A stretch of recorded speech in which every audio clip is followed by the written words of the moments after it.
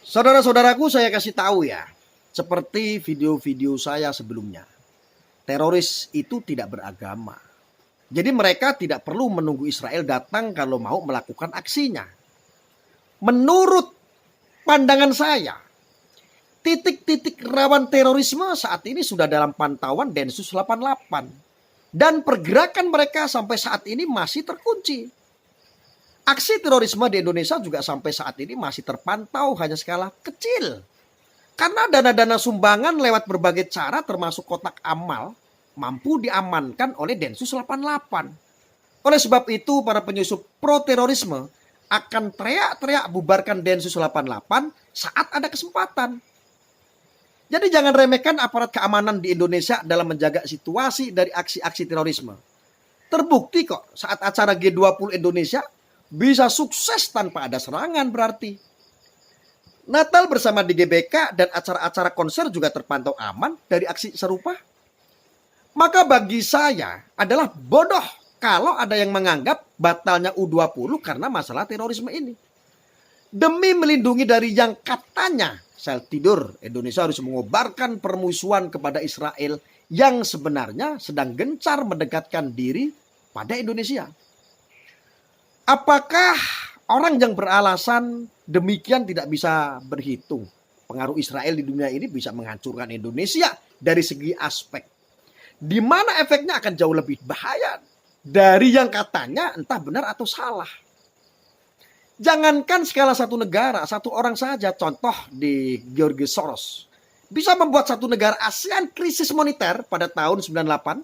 Tahukah anak-anak muda sekarang bahwa krismon yang kita alami sebelumnya terjadi terhadap mata uang Thailand sampai akhirnya merembet ke Indonesia dan membuat rupiah luluh lantak. Jika kita tarik ke belakang, bom atom yang menghancurkan Hiroshima dan Nagasaki dan akhirnya membuat Jepang menyerah, itu ada ilmuwan Israel loh di belakangnya. Lalu bagaimana jika skalanya satu negara yang melawan Indonesia? Jujur, saya tidak bisa bayangkan apa yang akan terjadi jika Israel menganggap Indonesia musuh beneran. Apalagi industri militer kini dikuasai Israel. Banyak negara termasuk negara Islam seperti Turki yang membeli drone dari Israel. Termasuk Azerbaijan yang tempo lalu perang dengan Armenia. Tapi nasi sudah jadi bubur, penolakan Indonesia sudah terdengar sampai Israel. Dan yang disorot adalah masalah konstitusi. Itu adalah media dari Israel yang memberitakan. Saya cuma bisa berharap dan berdoa agar Tuhan melembutkan hati pemerintah Israel agar tetap berusaha menormalisasi hubungan dengan Indonesia. Lalu Indonesia hanya dianggap sebagai negara yang sedang lucu-lucuan seperti remaja mencari jati diri.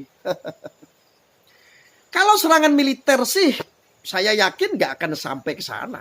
Apalagi Indonesia juga dekat dengan Cina dan Rusia sebagai backing. Walaupun banyak bigot yang malah menyebarkan kebencian pada Cina, padahal kita butuh mereka. Yang saya takutkan itu adalah serangan Israel melalui jalur ekonomi. Kalau militer ibaratnya menghancurkan langsung, sedang kalau lewat ekonomi ibarat diiris tipis-tipis, menderita sedikit demi sedikit, kurus lama-lama.